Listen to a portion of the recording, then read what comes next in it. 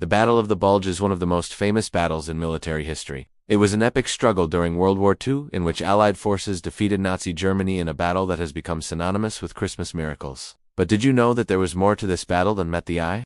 The Allies had their own tricks up their sleeves, including a plan to fool Hitler himself. Welcome back to the channel. Today we will take a look at some of the secrets and lies used by the Allies during the Battle of the Bulge, including fake tanks and trucks, inflatable rubber boats, and even a whole fake army. If you're new here, be sure to hit that subscribe button, so you don't miss out on any of our future videos. Let's get started. Operation Watch on the Rhine, or, as it's better known, the Battle of the Bulge took place between December 16, 1944 and January 25, 1945. It was fought in the Ardennes region of Belgium and Luxembourg, and for the Germans, it all started with a well-placed radio message. In late November 1944, a German soldier stationed near Bastogne intercepted a British radio transmission. The transmission contained details of a massive buildup of American troops and supplies in preparation for an attack across the Rhine. The source of the transmission was traced to General Patton's headquarters. Naturally, Hitler assumed that General Patton was planning an invasion of Germany, and he ordered his troops to halt the advance immediately. This proved to be a fatal mistake. Had the German soldiers known the truth, they may have been able to stop the real Allied offensive before it began.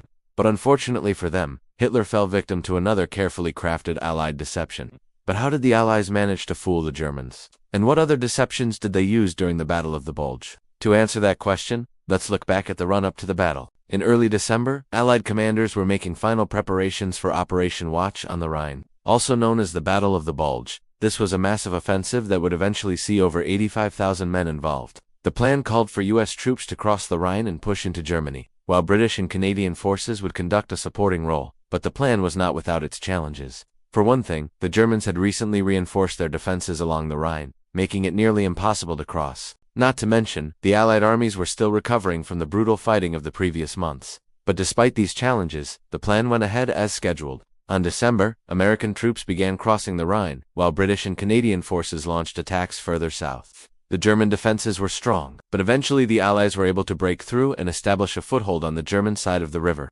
From there, they began pushing inland. As the battle raged, both sides committed more and more troops to the fight, and soon it became clear that this was going to be one of the most costly battles of the war. As the fighting continued, it became increasingly clear that the Germans were being aided by a number of factors. First and foremost, the Germans had managed to obtain detailed maps of the Allied positions. This information allowed them to anticipate the Allied movements and set up defenses accordingly. In addition, the Germans seemed to know the Allies' plans for the battle. This intelligence gave the Germans a significant advantage, allowing them to launch counterattacks and prevent the Allies from gaining ground. Finally, the Germans appeared to be more numerous than the Allies, even though the Allied forces were supposed to be much larger. This disparity in numbers made it difficult for the Allies to make any headway against the Germans. With the battle becoming increasingly bloody and costly for the Allies, something had to be done. That's when the Allied commanders hatched a desperate plan. They decided to try and trick the Germans into thinking that they were facing a much larger force than they actually were. If they could do this, they might be able to make the Germans think twice about continuing the fight.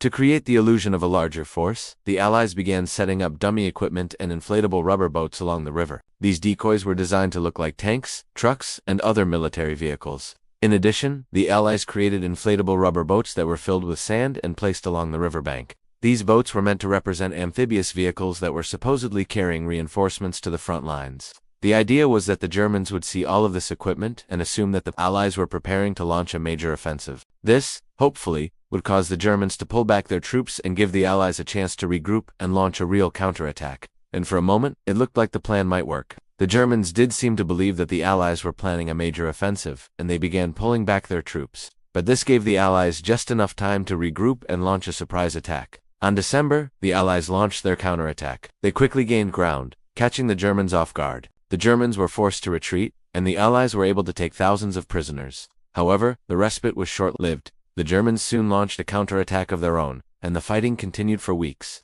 Eventually, the Allies were able to push the Germans back, but the battle was far from over. Over the next few days, the Germans continued to launch attacks, but they were eventually repelled. By January, the Germans were in full retreat, and the Allied armies were able to take large amounts of territory. The Battle of the Bulge was finally over. But the secret plan to deceive the Germans was only revealed after the battle. If the Germans had known the truth, they may have been able to stop the Allied offensive before it even began. But fortunately for the Allies, Hitler and his generals were never aware of the plan. But there was more to come. After the battle ended, The Americans began searching the German positions for clues as to why the Germans had attacked. They discovered detailed maps of the American positions, as well as evidence that the Germans knew about the upcoming offensive. It soon became clear that someone had been spying for the Germans. A manhunt was launched, and eventually a double agent named Juan Pujol Garcia was identified. Garcia had been feeding the Germans information about the Allied troops for months. He had even been responsible for the death of several American soldiers. Garcia was executed in 1946, but the full extent of his spying activities was never uncovered. The Battle of the Bulge remains one of the most epic struggles of World War II. It was a hard-fought victory for the Allies, and there is no doubt that they deserve our admiration. However, we should also remember that the Germans were also victims of a carefully crafted deception. The Allied plan to trick the Germans into thinking that they were facing a larger force than they actually were was a brilliant piece of military strategy. If the Germans had known the truth, the outcome of the battle may have been very different. However, it was only after the battle was over that the full extent of the deception was revealed. Until then, the Germans were left scratching their heads as to why the Allies were able to defeat them so easily. Speaking of scratching your head, now it's time for you to scratch yours. We've given you 2 movie titles for you to guess. See if you can name that movie based on these 2 titles alone. Ready? Go. So how many of you are fans of the series?